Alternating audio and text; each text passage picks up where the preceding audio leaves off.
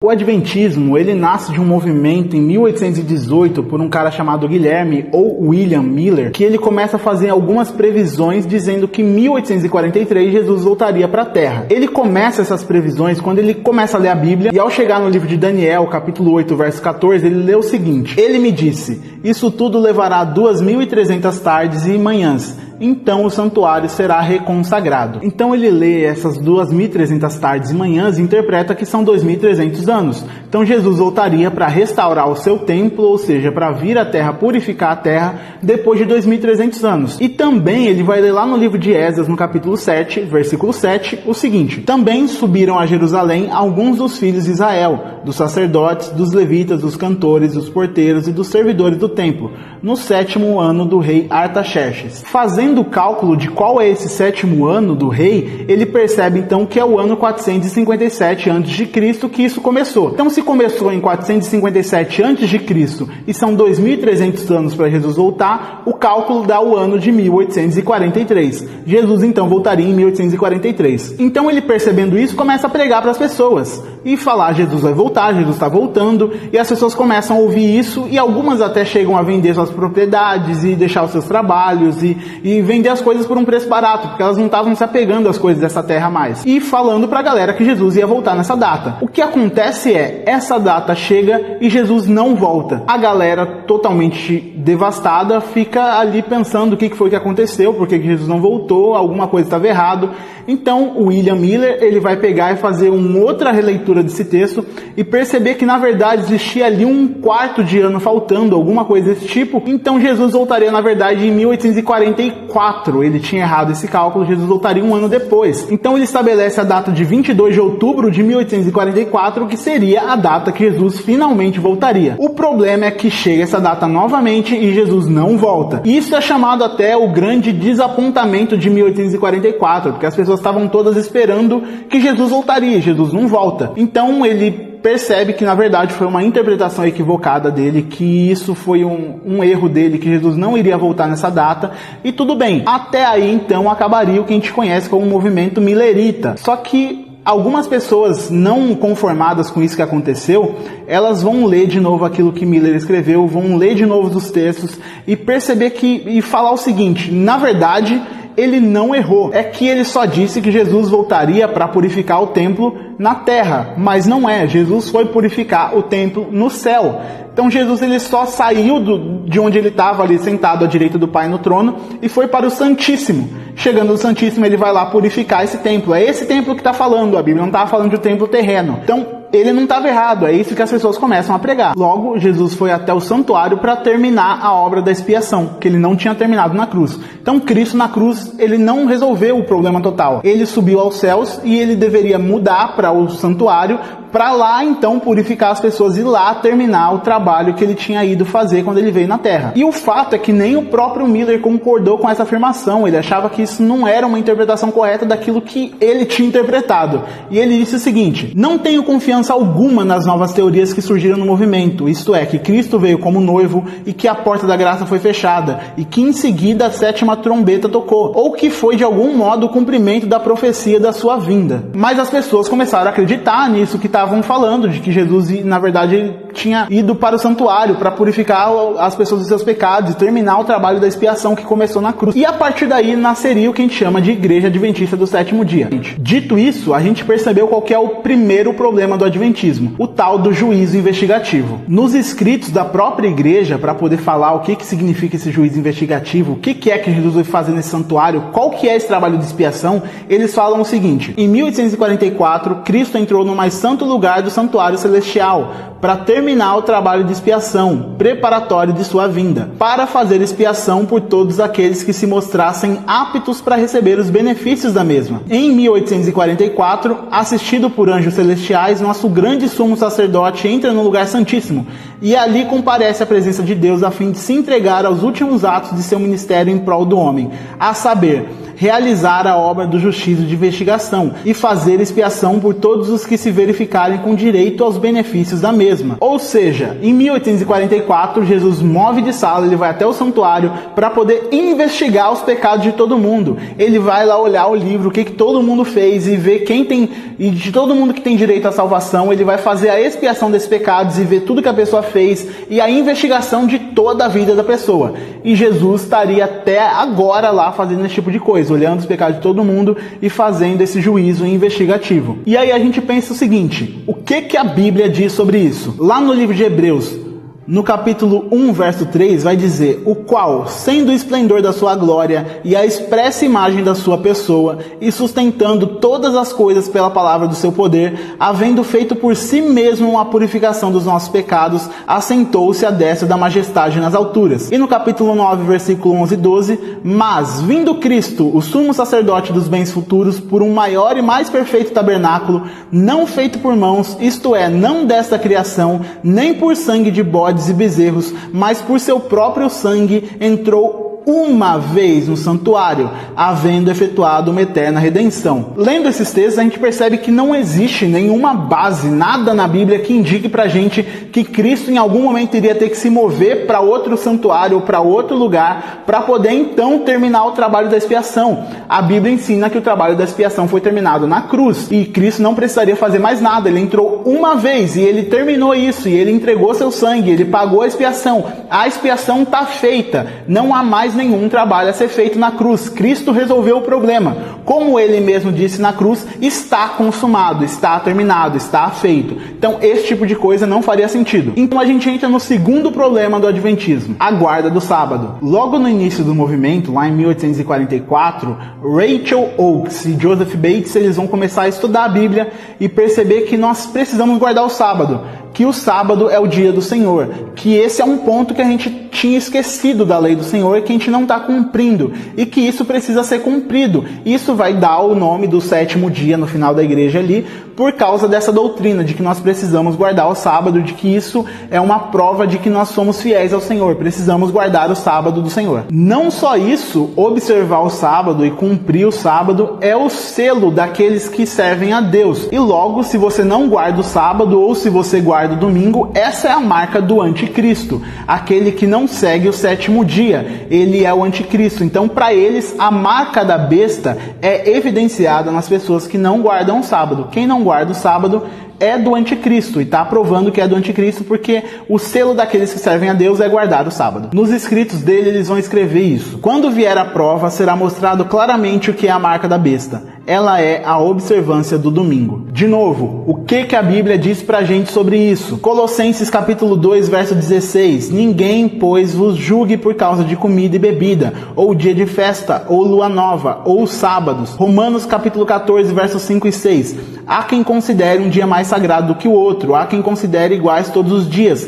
Cada um deve estar plenamente convicto em sua própria mente. Aquele que considera um dia como especial, para o Senhor assim o faz. Aquele que come carne, come para o Senhor, pois dá graças a Deus. E aquele que se abstém, para o Senhor se abstém, e dá graças a Deus. Então não existe um problema em guardar o sábado, em guardar qualquer dia, desde que você esteja fazendo isso para Deus, desde que você esteja fazendo isso para o Senhor. Mas estabelecer isso como uma regra doutrinária e de que quem não faz isso é a marca da besta, ou quem guarda o domingo é a marca da besta, isso a Bíblia não defende isso de forma nenhuma. E aí a gente entra no terceiro problema, que é a base de muitos dos outros problemas e desses primeiros problemas que a gente falou. Ellen White. Ellen Armour nasceu em 26 de novembro de 1827 e a família dela frequentava a igreja metodista, até que eles começaram a abraçar as ideias milleritas, as ideias de William Miller, e isso fez com que eles fossem expulsos da igreja metodista por aceitar ideias que fossem tão controversas para a igreja. Em dezembro de 1844, ela começa a ter visões e ela começa a escrever sobre essas visões e escrever um monte de coisa, tanto que você vai achar muito material escrito por Ellen White,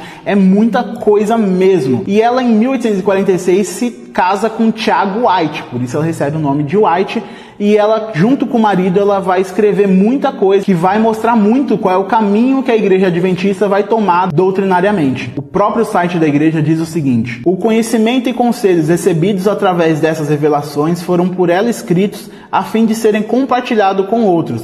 Assim, seus escritos são aceitos pelos adventistas do sétimo dia como inspirados. Aí a gente tem uma divergência que divide a própria igreja adventista. Você pode conhecer alguns adventistas mais ortodoxos que vão dizer que Ellen White não está no mesmo nível das escrituras, de que Ellen White não é canônica, que Ellen White não está no mesmo nível revelatório das escrituras, e alguns lugares da igreja vai dizer o seguinte: os escritos de Ellen White não constituem um substituto para a Bíblia, não podem ser colocados no mesmo nível. As escrituras sagradas ocupam posição única, pois são o único padrão pelo qual seus escritos ou quaisquer outros devem ser julgados e ao qual devem estar subordinados. Só que aí tem outro problema. Alguns dizem que ela não está no mesmo nível, outros tratam ela como o próprio espírito de profecia, e através dela nós temos uma luz que a gente consegue interpretar as escrituras. E aí quando a gente vai questionar e falar que Ellen White estava errada, eles vão falar: se você não acredita em Ellen White, você não acredita no dom da profecia. Você pode até ficar na igreja, mas não vai criar nenhuma discussão, nenhuma dissensão, não vai colocar isso na mesa, não vai discutir isso,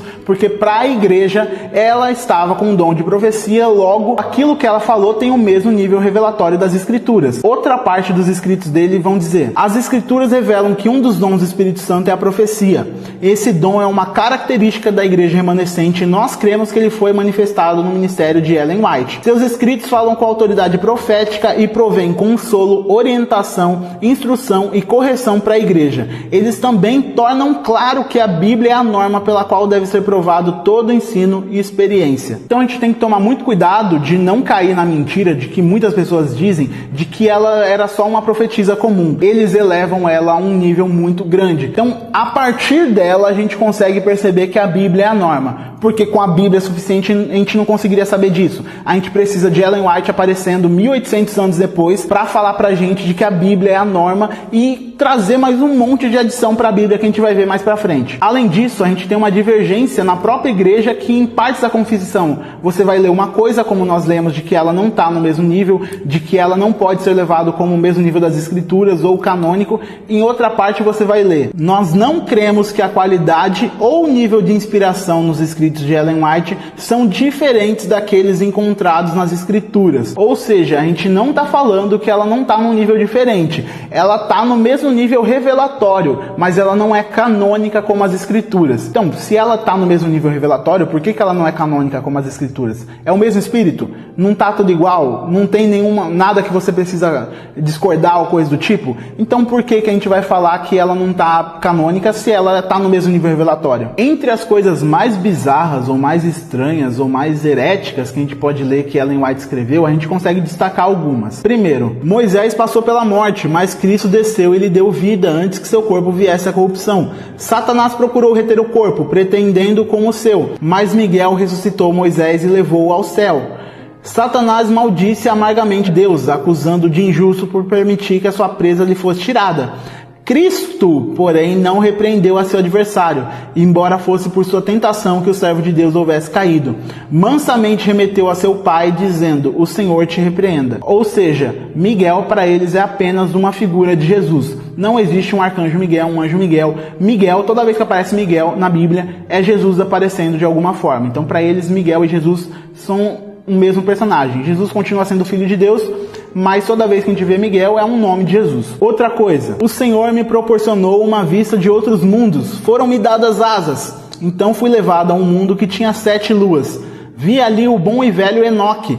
Perguntei-lhe se este era o lugar para onde fora transportado da terra. Ele disse: não, minha morada é na cidade, eu só vim visitar esse lugar. Então, por meio de uma visão, ela vê um lugar com 7 luas, encontra Enoque no meio do lugar, viajando, voando, e Enoque fala para ela que, na verdade, ele estava só passeando por lá, que o lugar dele era na cidade. Uma visão de Ellen White. Mais uma coisa: algumas mulheres têm naturalmente cinturas pequenas, mas ao invés de se considerar tais formas como bonitas, elas devem ser vistas como defeituosas.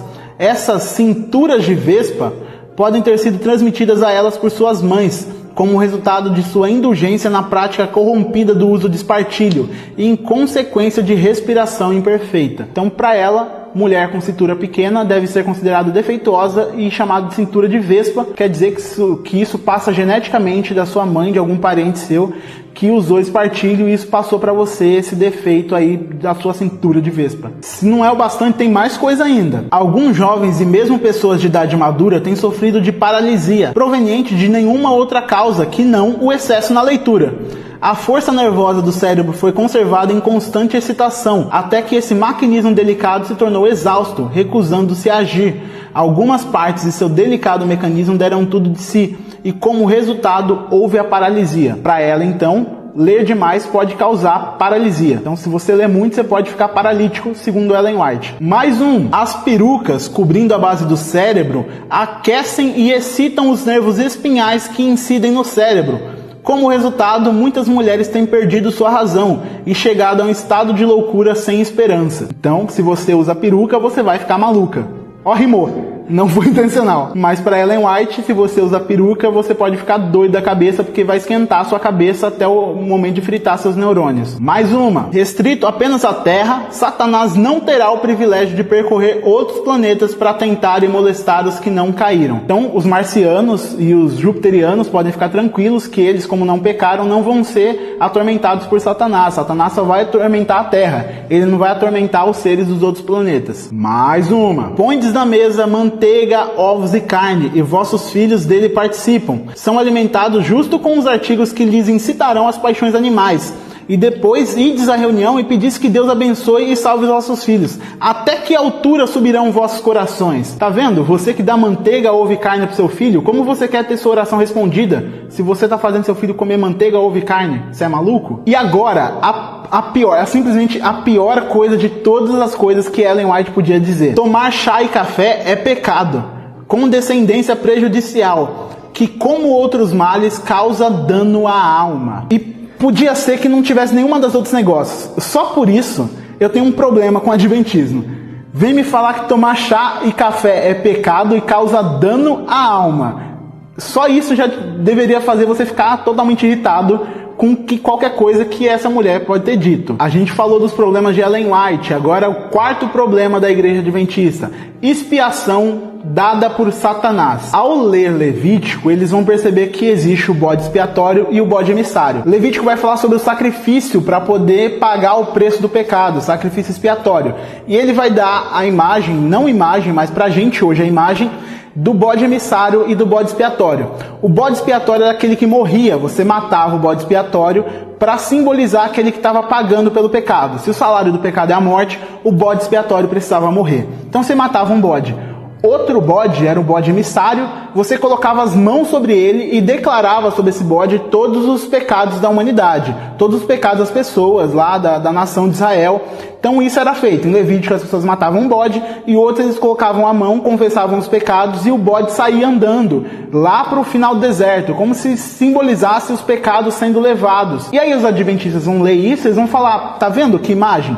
O bode expiatório é Jesus, porque Jesus morre, o sangue de Jesus é derramado. E aí, para quem que sobra o bode emissário? Sobre quem que é que a gente vai colocar as mãos, declarar os nossos pecados e fazer com que eles sejam perdoados e sejam levados lá para fora? Sobre Satanás. O Azazel, como você vai ler em algumas versões da Bíblia deles, é o diabo. Você vai colocar sobre o diabo todos os seus pecados e o diabo vai levar a culpa dos seus pecados. Então, para os adventistas, aquele que leva a culpa do pecado não é Jesus Cristo. Jesus Cristo só morre para pagar o preço, mas a culpa fica sobre Satanás. Então agradeça a Satanás por te livrar do inferno. No próprio escrito deles isso está dito: ao completar-se a obra da expiação no santuário celestial, na presença de Deus e dos anjos do céu e dos exércitos reunidos, serão postos sobre Satanás os pecados do povo de Deus. Vamos lá, gente. Não só a gente tem a imagem de um Jesus incompetente, que não conseguiu terminar o trabalho na cruz e precisou voltar em 1844, saindo de uma sala para outra, para poder então começar a julgar o pecado das pessoas, como ele também não consegue levar os pecados e precisa colocar sobre Satanás o pecado do povo de Deus. Satanás é responsável. E aí eu poderia nem falar sobre a Bíblia nesse ponto, porque é totalmente maluco pensar num negócio desse.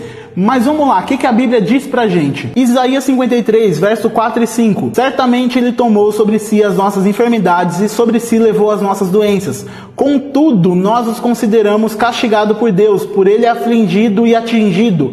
Mas ele foi transpassado por causa das nossas transgressões, foi esmagado por causa das nossas iniquidades. O castigo que nos trouxe paz estava sobre ele, e pelas suas feridas fomos curados. E não, esse versículo não está falando sobre Satanás. Isaías 53, mesmo capítulo, verso 12. Por isso lhe darei a parte de muitos, e com os poderosos repartirá ele o despojo, porquanto derramou a sua alma na morte, e foi contado com os transgressores. Mas ele levou sobre si o pecado de muitos, e intercedeu pelos transgressores.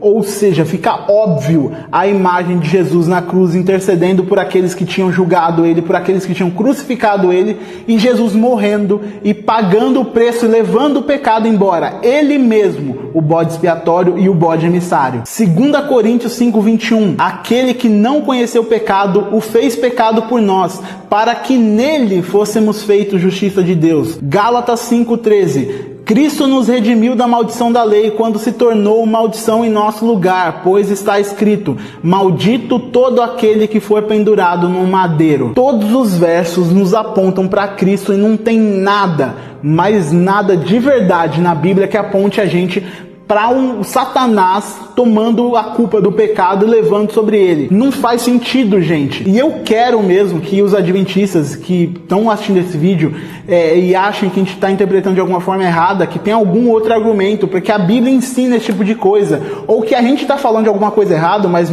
mesmo a gente está colocando os textos da própria igreja falando sobre isso, que vocês venham no comentário e falem pra gente então quais são as bases, quais são os argumentos para esse tipo de coisa, se a igreja interpretou de forma equivocada. Diz pra gente, pode comentar, a gente vai responder, a gente vai debater, mas você começa a perceber que o problema da igreja adventista não é o sábado. O que a gente tem de diferença com eles não é o sábado. O problema do sábado pra gente não seria problema nenhum, os caras guardarem e acharem que isso precisa ser guardado. Mas o problema vai muito além, os escritos de Ellen White, a expiação, como é que funciona, o juízo investigativo, todo esse tipo de coisa, gente. É muito perigoso, é muito danoso. E quando você chegar no meio da igreja, eles não vão te falar esse tipo de coisa. Eles vão parecer como uma igreja comum, que a única diferença de uma igreja evangélica para uma igreja adventista é que eles guardam o sábado e a igreja evangélica normalmente não guarda, esse tipo de coisa. Eles vão falar que essa é a única diferença. Só que quando você começa a aprender e estudar e ouvir as pregações e procurar estudar mesmo a teologia adventista, você vai perceber que tem coisa danosa, que tem coisa perigosa, que tem coisa que não tem nada a ver com o que está escrito nas escrituras. Antes de achar que o problema é só o sábado, ouve tudo isso que a gente falou. Ouve todos esses problemas e percebe que o problema vai muito mais a fundo.